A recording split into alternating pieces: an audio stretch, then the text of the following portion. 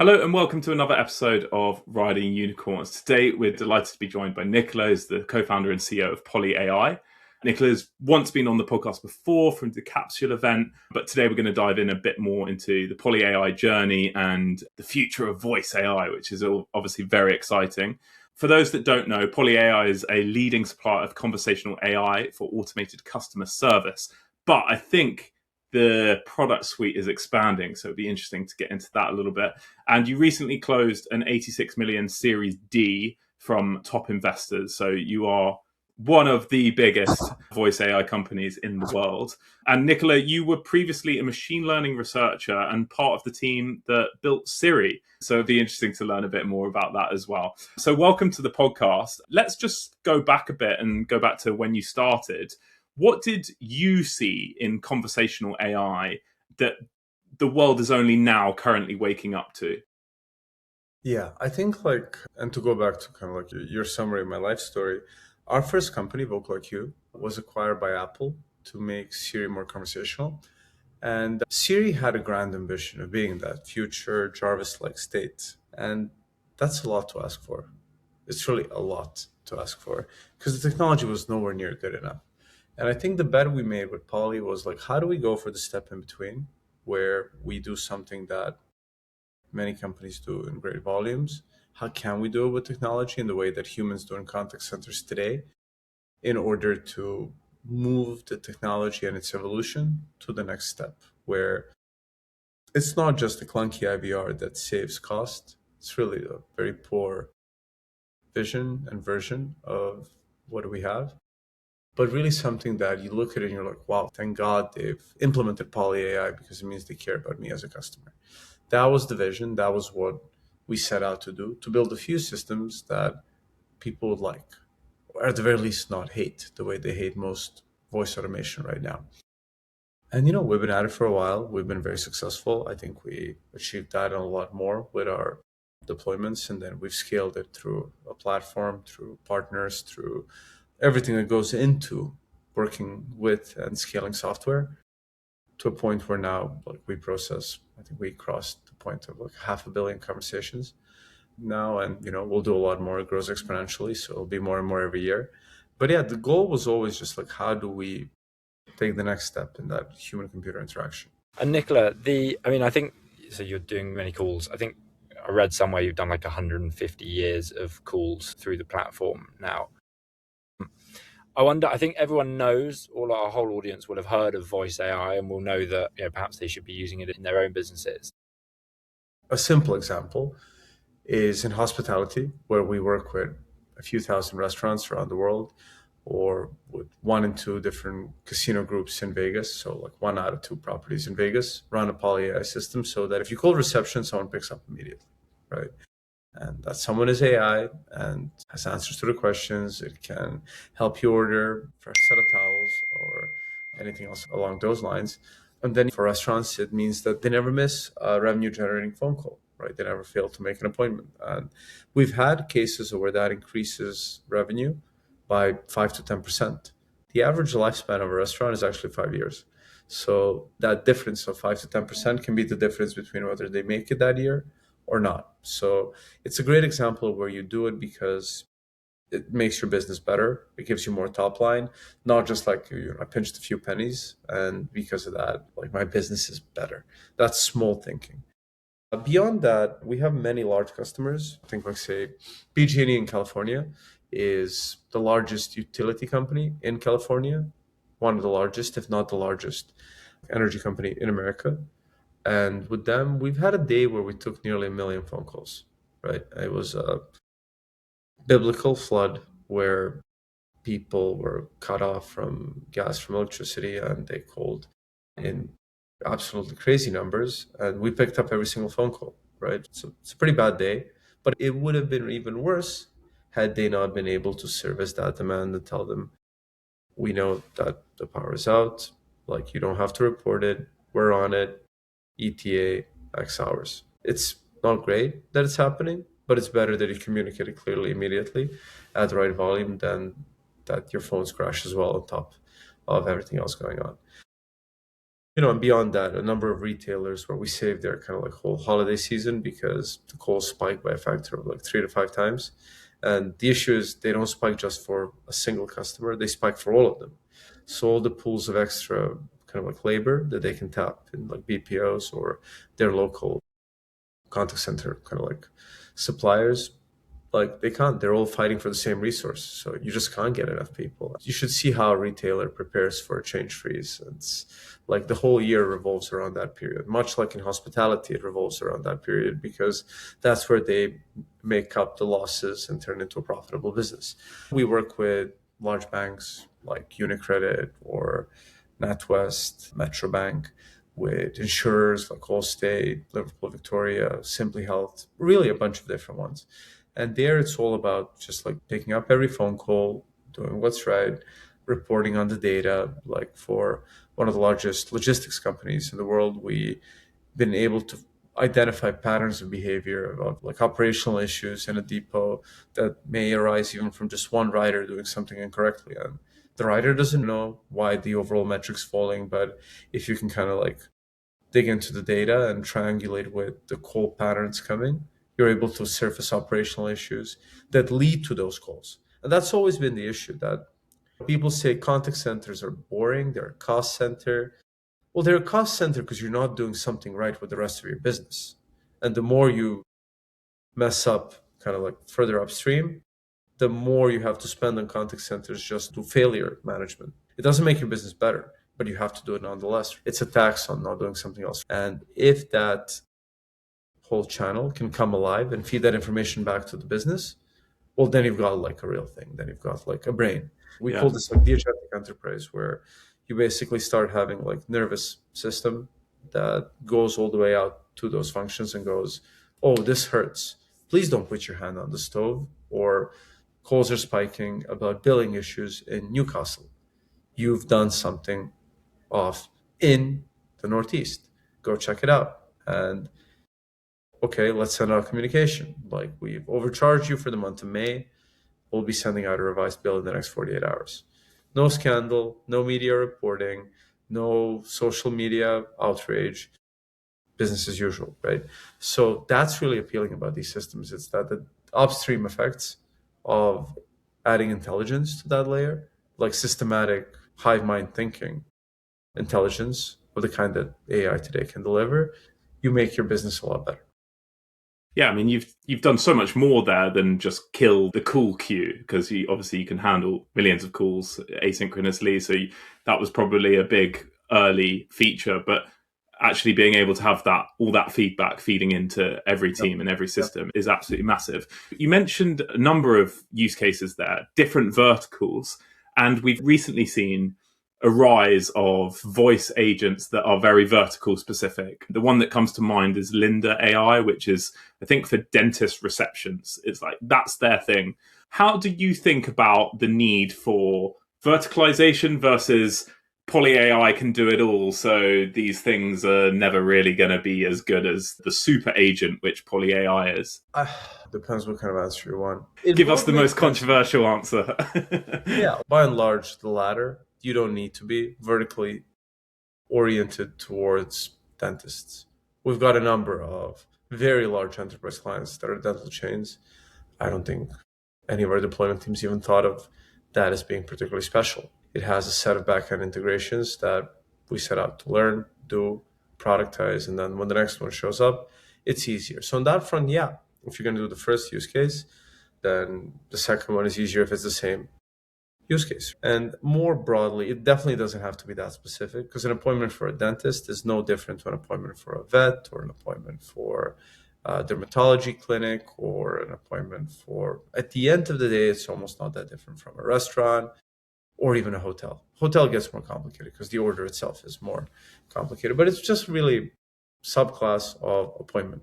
And that is by far the largest use case for conversational AI, full stop, right? Appointments, scheduling, order management, that's easily half of all the volume across all the vendors, right?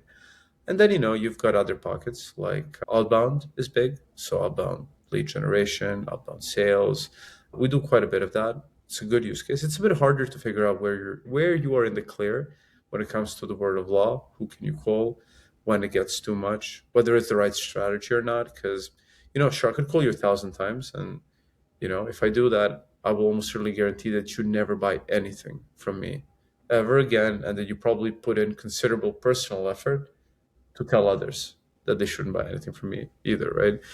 So with that, you have to be careful, but it can be really good when part of like a really good orchestrated journey.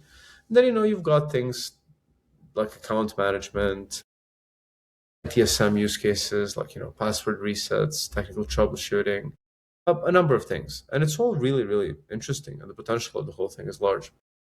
The more of something you do, the easier it is to go live or to have a first party integration.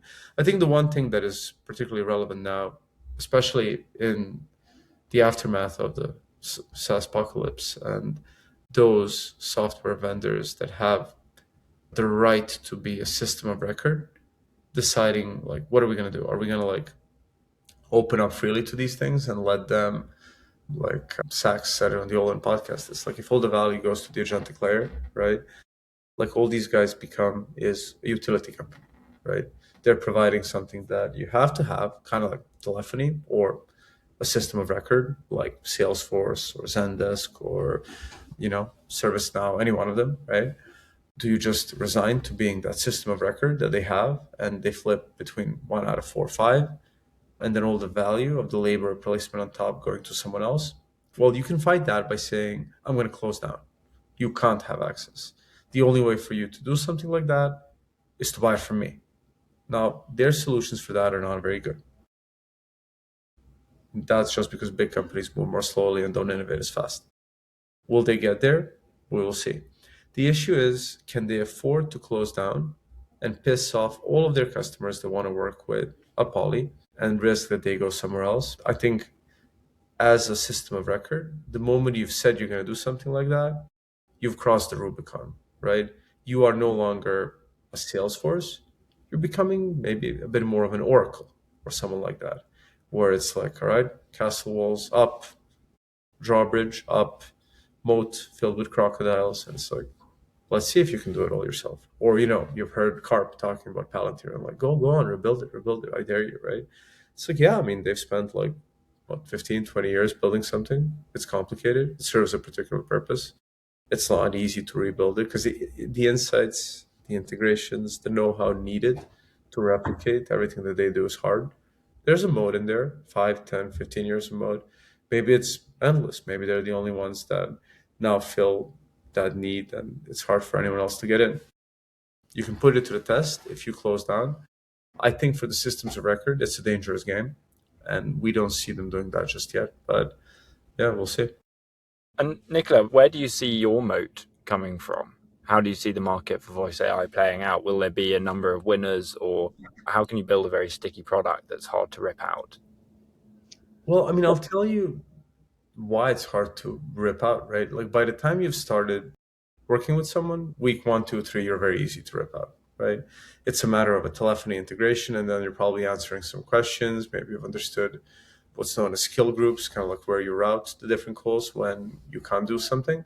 That's not that hard to replicate. But then you start integrating with them. It's kind of like joining the EU, right? You go in and you change your laws and your paradigms, integrations to work with their ecosystem. And they've got a special instance of this system of record. They've got a special system homegrown for their loyalty system. They've got another ticketing system for this, another action trigger for something else, like very complicated, right?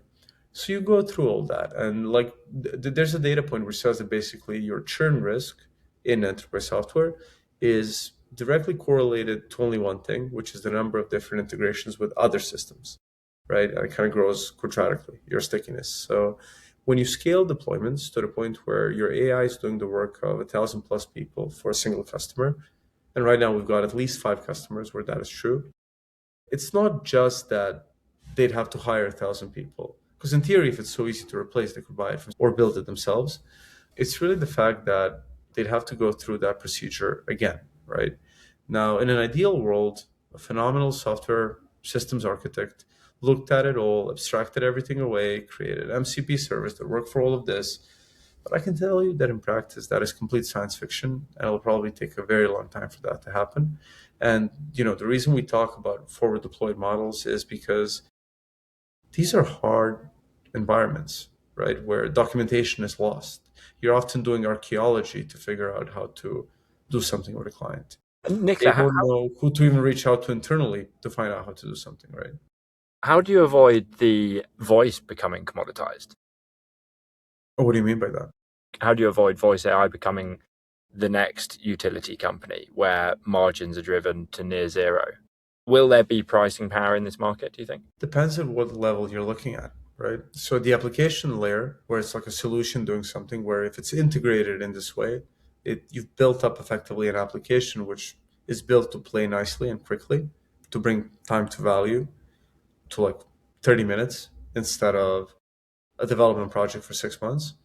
Then you have like an inherent advantage. Then you have pricing power, you have pull, you have an ability to say, okay, you're a bank. Well, what you're buying from PolyAI is someone who's already been approved by the European Central Bank, by the FCA.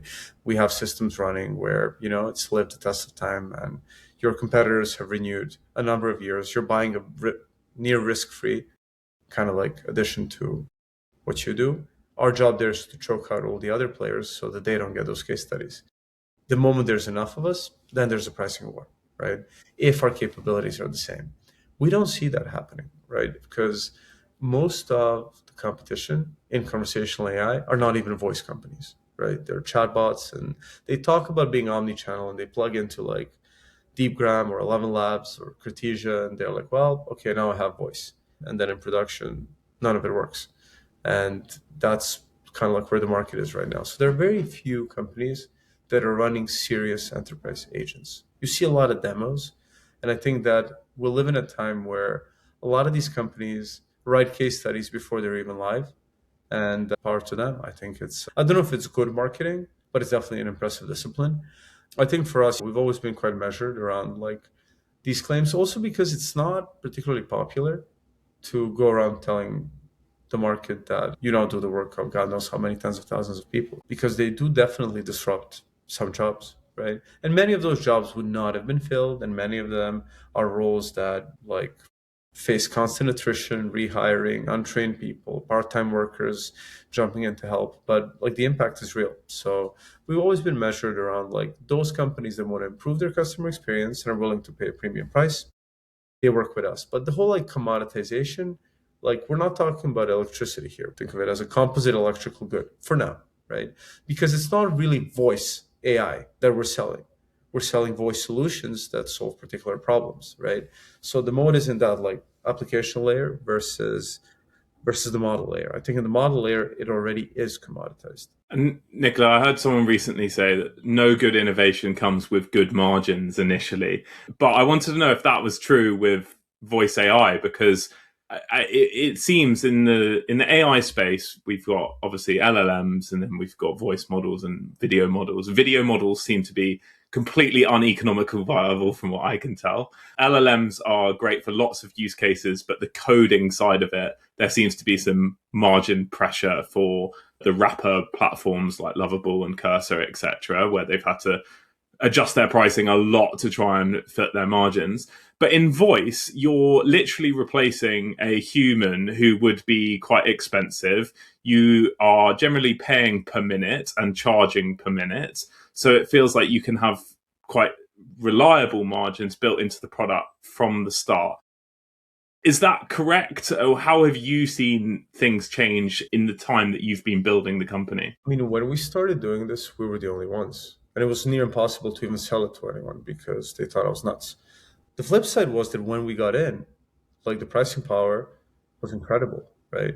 And if you got 3x ROI over humans, you'd still be charging well over what you see today in the voice AI market, right? Because the ROI was there. But the truth is, having gone through a few cycles of these renewals and thinking about the whole thing, with technology, to our customers, the use of our tools gives them serious leverage, because it's not just paying us versus paying humans. They are committing to build a new kind of solution on top of PolyAI to, at the end of the day, make their business lever and get themselves financial leverage, revenue upside, CSAT improvements, right?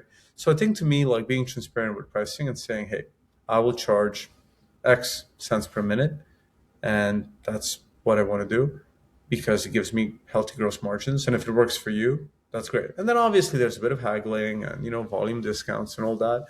But we find that to be the cleanest model. We've done a load of outcome-based pricing. And in theory... Is that, Nikola, can I just ask a follow-up? Is that the sort of the bit that some people are missing with voice, is that it does have this business model that has margins in it, and that's why it's a great space to be in. You've just sort of validated what I was sort of suggesting, but I don't run PolyAI. There's two parts of it, right? So we've always had very healthy gross margins, right? And part of that is having our own models, right? I think you'll see a lot of the wrapper companies, think like Sierra, Decagon, Parloa, they're built on other people's tech, right? And that just means that you're like a reseller on top. And that, if you want healthy SaaS margins, makes it a lot more challenging to be competitive on price, right? So they have to be really expensive. Will they just be betting that the models get cheaper because they are betting on that, right? Is that their only bet? They're just hope that it's like they're just going to assume that will pay off in the long term. I don't think they have a choice, so it doesn't really matter for them. They just have to plow along and hope for the best. The truth is, maybe it gets cheaper, maybe it doesn't. They don't have strategic autonomy, and that's problematic because they're basically just a value-added reseller to OpenAI. And then, we'll see what happens with that. If you have your own models, you have one extra set of positions to retreat to because, your cost to service probably that extra layer of adding 5x the price to get OpenAI gross margins. So I think technology does matter and that autonomy does matter. Can you build a great business otherwise? Probably. So the way that some of them do it is they try to do outcome-based pricing where they charge people a lot for successful outcomes. And that works for the likes of Zendesk and Intercom because they have a large set of clients with not large volumes who would not actually go and build the thing on their own. They have a pre-baked first-party integration with their system of record. They are their system of record.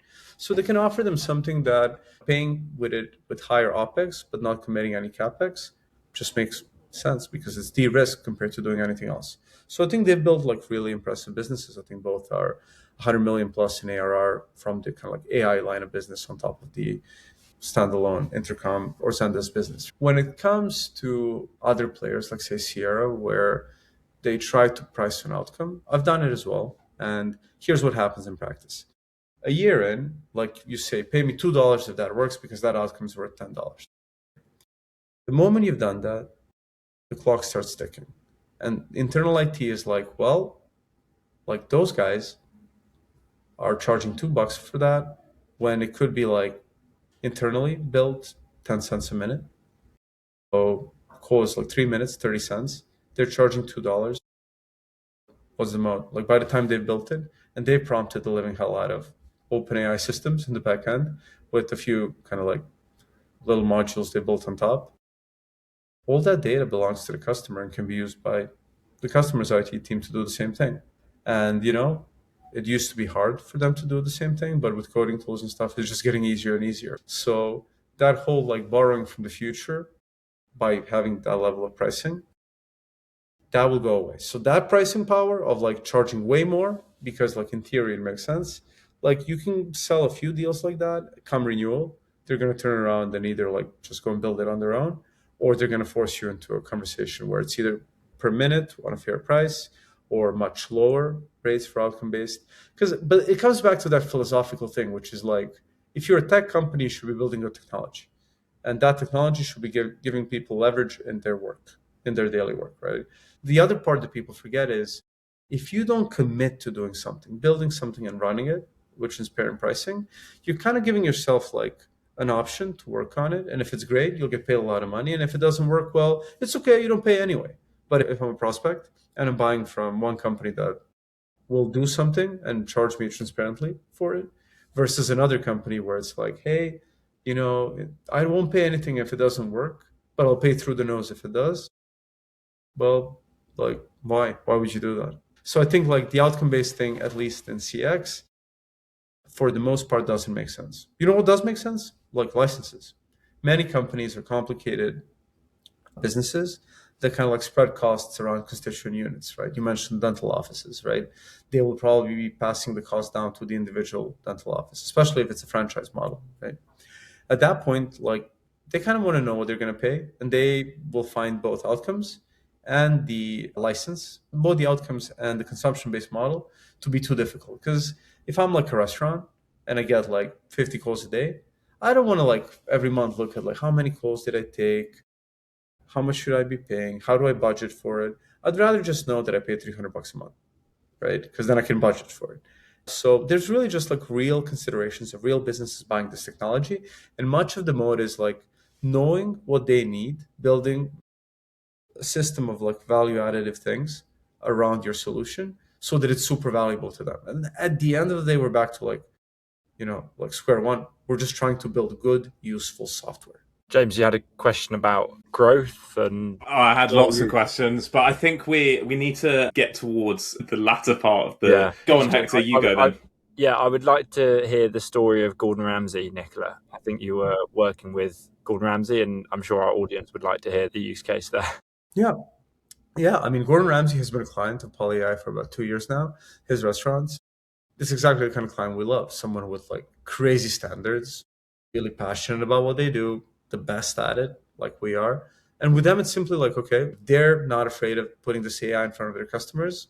Why should you be? That's why we work with Gordon. That's why we work with Caesars, with Marriott. We had this idea of kind of like showing him getting like really frustrated with like a restaurant he called that has an automated system that's not very good.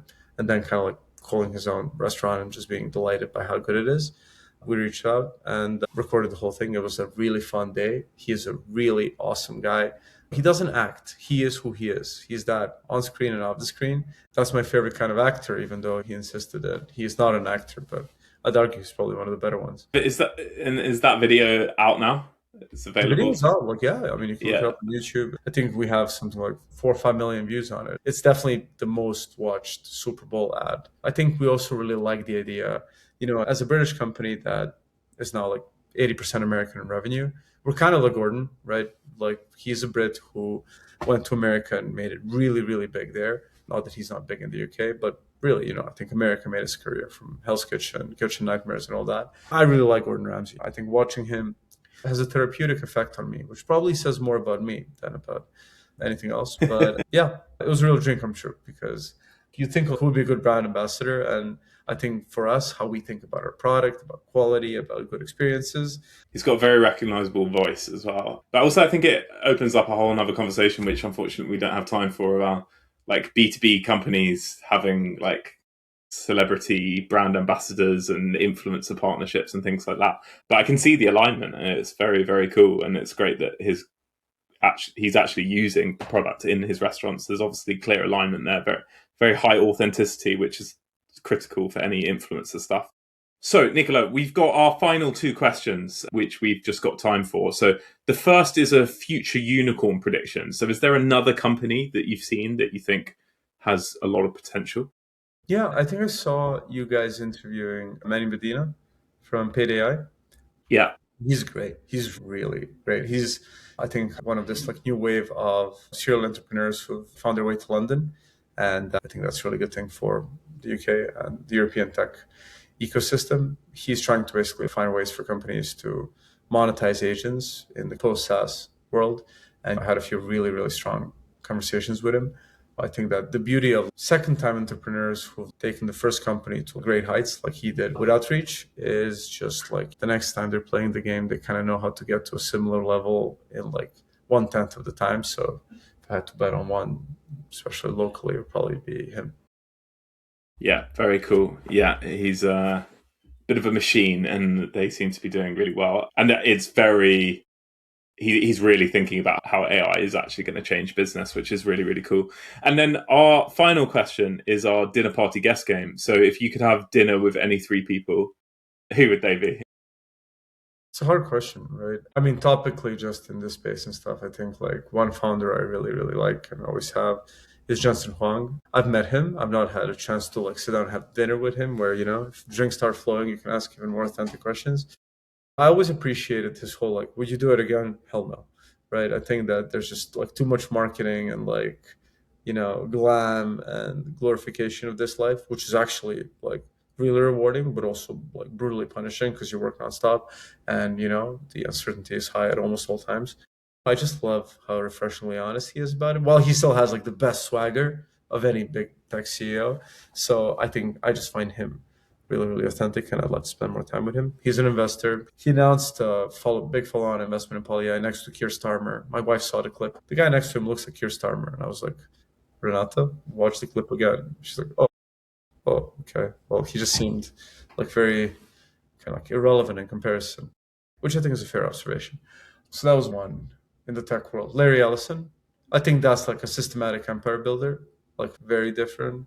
The guy's like power, unmitigated, unrelenting, and it's I think the way he's built that company just by looking for like adjacent opportunities and systematically building. I sure people talk about him and he's very well known. He was the richest guy in the world for the blip last year, right? But like, I don't think people like look at him and mention him enough in the context of all of these like Jensens and Elons and others, right? Does it have to be a living person?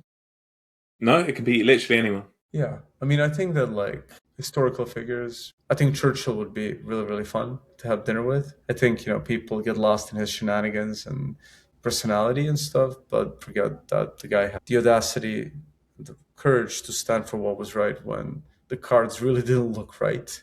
And yet he did the right thing in doing that, definitely cost Britain its empire and stuff. And I think the people forget just how impressive that was at the time. So he'd probably be my top pick, coupled with just like he would be very good company. So yeah. How did you get someone like Jensen to invest in your company? Is it sort of through different channels and then it just kind of ends up happening, or do you like literally reach out to him and see if you can get him in? No, I mean, I think that in our case, it's just really like, of all these companies doing what we do, we are the most technical ones.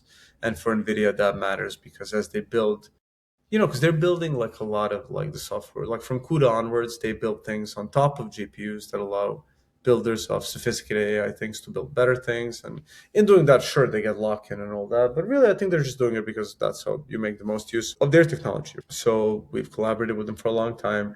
That led to deeper and deeper conversations and strategic investments. I think to this day, we probably run the largest volume of real-time phone-based conversations on top of NVIDIA Riva. We have a big data moat that we've accumulated from our enterprise deployments. So for us, using any other off-the-shelf things, while some of them are quite good, like they're nowhere near as good at what we are doing on our data sets with our clients, way more of that kind of data and quality conversations. So we need to be able to use them to continue to advance our models. And frankly, we also like doing that. So I think that's just very like congruent with NVIDIA DNA. And one thing led to another, and we ended up becoming very close partners. Nikola, thank you so much. It's been really great. We've only really scratched the surface, but in terms of understanding voice and the potential and how PolyAI is sitting in the ecosystem, I think it's really important. I think also as an investor, it's just kind of interesting to understand the power of a full stack company that is doing its own models and its own applications and everything versus, I don't want to call it AI slop because that's usually used for content, but there are so many sort of small AI companies coming out that are just built on top of things. And some of them get traction very quickly because it's cool and they found a little niche. But as investors, we have to take long-term thinking into our perspective. I mean, look, I think there's a generation of new investors that are riding the wave of current success, forgetting that it kind of needs to crystallize in the end. And they might end up being remembered, but for the wrong reasons. I'm not saying that you have to build things that are like fully end-to-end. In fact, that is certainly not true and can be fatal if you insist on it in the wrong moment or when the paradigm shifts or anything else. But I think you have to be the right person to do it as well. Like obviously your background as a machine learning researcher, like you were there early and you could take the long-term bet. Whereas now, I don't know, is it worth building your own model if you were to start from scratch today? Better research, better insight, then probably not. But as investors, we've got to try and find those generational companies that probably are kind of more in control of the future. It's been really interesting perspective around that. And also, it's just been great to see you building a mega company from Europe that's doing great things around the world and doing lots in the US, but still very true to your roots here in Europe. So congrats on all of that. And we wish you all the best going forwards. But thanks again.